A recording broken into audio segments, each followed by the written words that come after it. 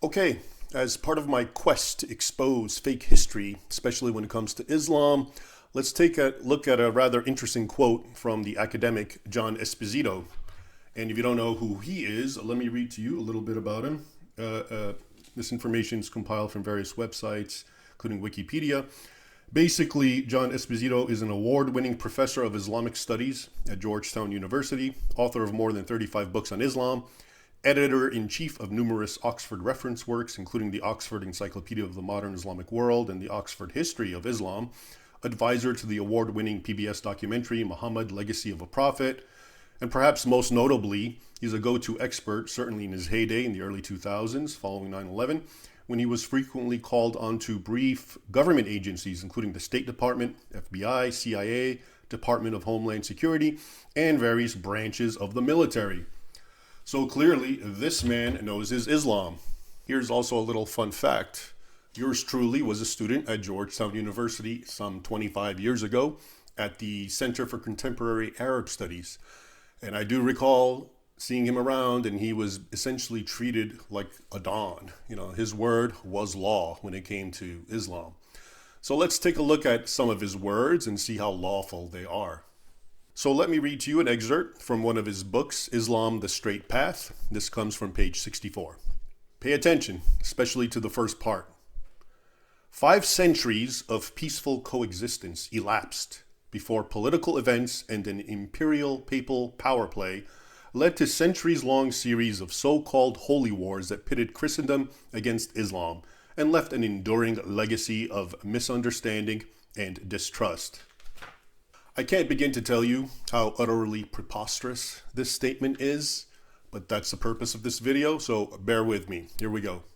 Basically, what Esposito is saying in this excerpt is that from the very beginning, from the dawn of Islam in the year 622 AD, that year corresponds with the year 1 of the Islamic calendar, 622 AD, until the First Crusade, which was called for in the year 1095. And we're talking about 473 years, I believe. It's not exactly 5 centuries, but that's fine. He's rounding it off. He's saying that all that time, the relationship between Christians and Muslims was one of peaceful coexistence until imperial papal power play decided to call for the First Crusade, and the rest is history, misunderstanding and grievances from Muslims. So this claim obscenely ignores the cataclysmic and foundational events that took place during those 5 centuries of peaceful coexistence. In just the first century following Muhammad's death, which is in the year 632, until 732 at the Battle of Tours, Islam, through violent jihadist conquest, annexed 3/4 of what was once the Christian world. If you looked at a map, the Middle East in its entirety, to use the modern names, Syria, Lebanon, Jordan, Israel, Iraq, all of that was Christian, as was Turkey, but we'll get into that. And all of North Africa, so from Egypt all the way westward, Libya, Tunisia, Algeria, Morocco, all of that was actually the heart of the Christian world. The 4 major Christian sees, other than Rome, were all there. Antioch, Alexandria, Constantinople, and Jerusalem. And all of that was violently conquered in the name of Islam in that first century. The sources from the period talk about mass massacres of Christians, mass enslavement, the destruction of thousands of churches.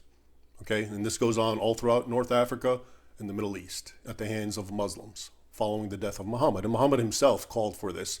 2 years before he died, he ordered the Eastern Roman Emperor Heraclius to submit to Islam. And he didn't. And war was declared, or jihad.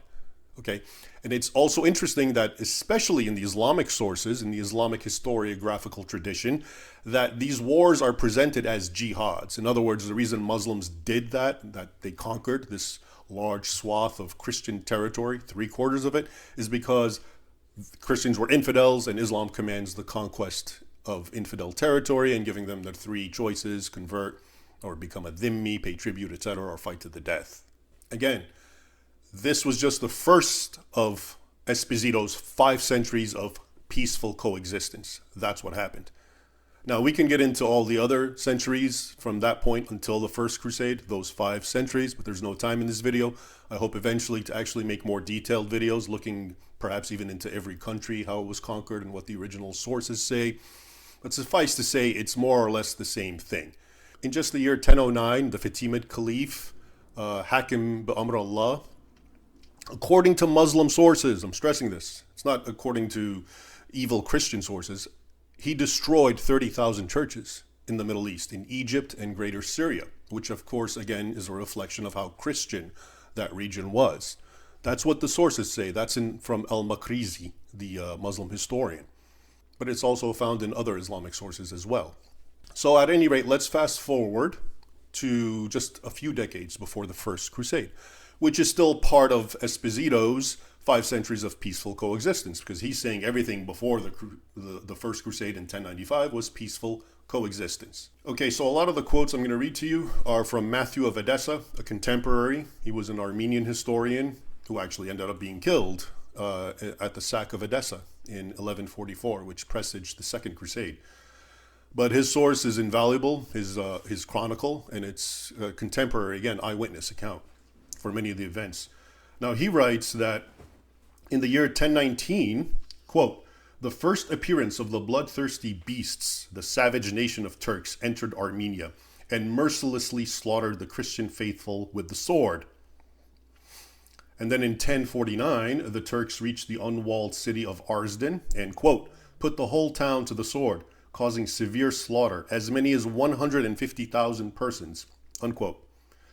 Regarding Arsdan, the sack of Arsdan, another eyewitness, Aristakes the Greek, writes, quote, "Without mercy, they, the Turks, incinerated those who had hidden themselves in houses and churches," end quote. It took 800 oxen and 40 camels to cart out the vast plunder from Arsdan, mostly taken from the churches, about 800, all of which were systematically torched to the ground once they were plundered and the Muslims left. Here's another one.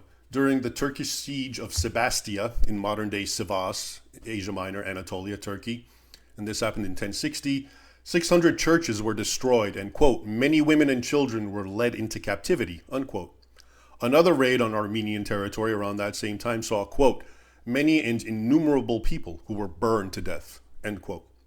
Between 1064 and 1065, Sultan Muhammad bin Dawood Shaghri, better known amongst fawning Westerners as Alp Arslan, the brave lion, the Turkic Seljuk Sultan, he besieged Ani, the capital of Armenia at the time.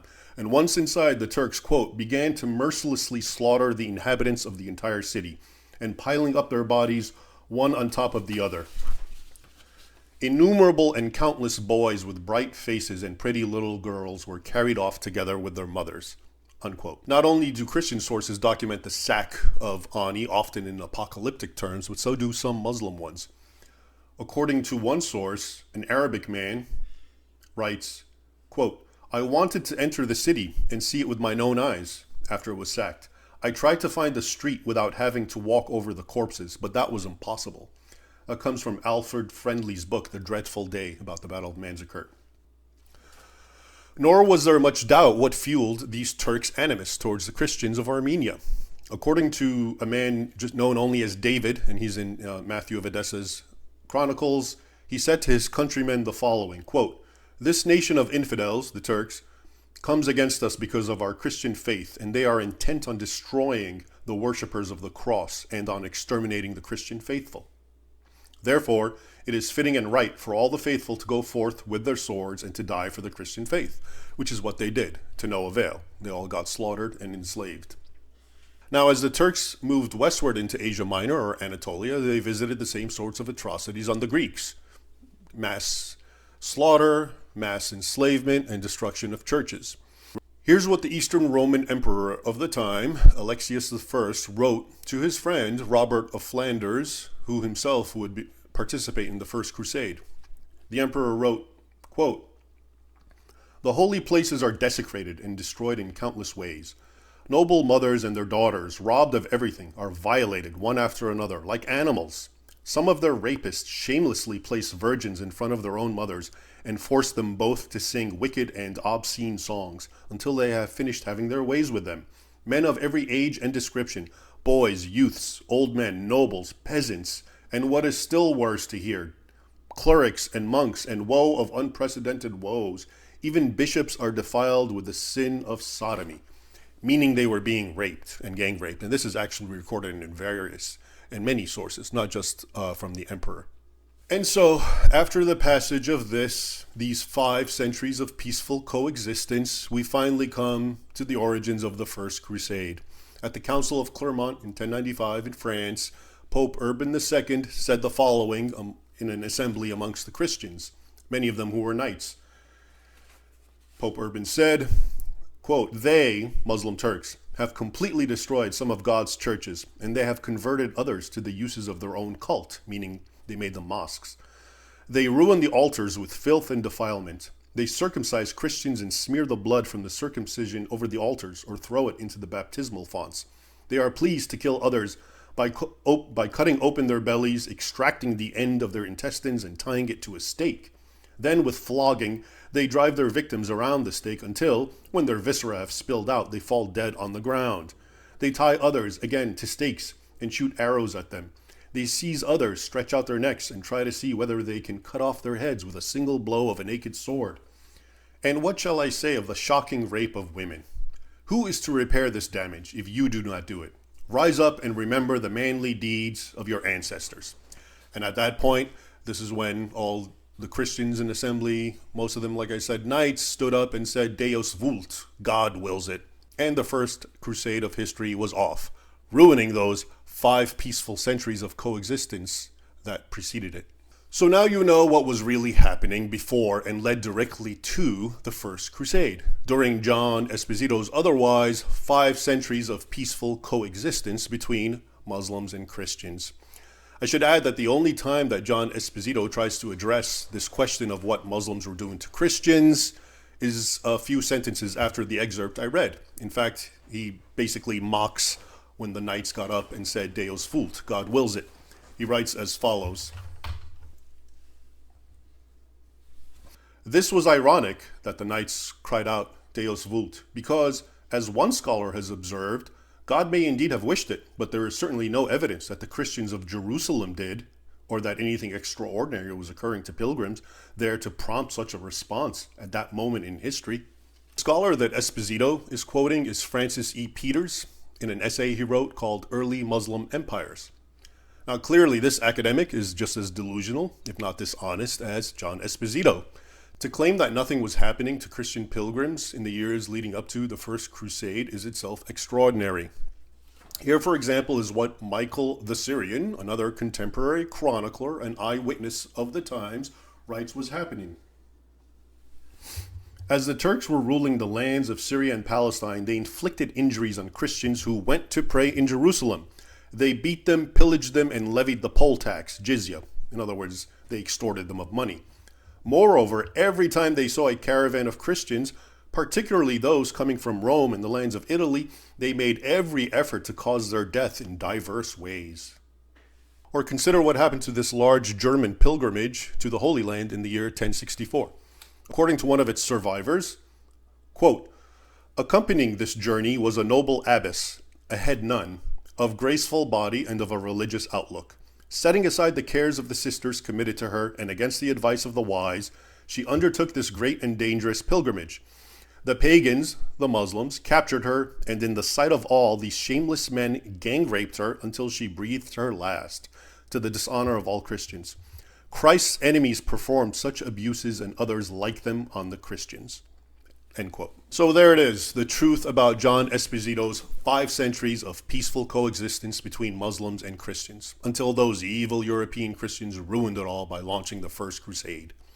Let me read to you that excerpt again so you can remember it. Pay attention.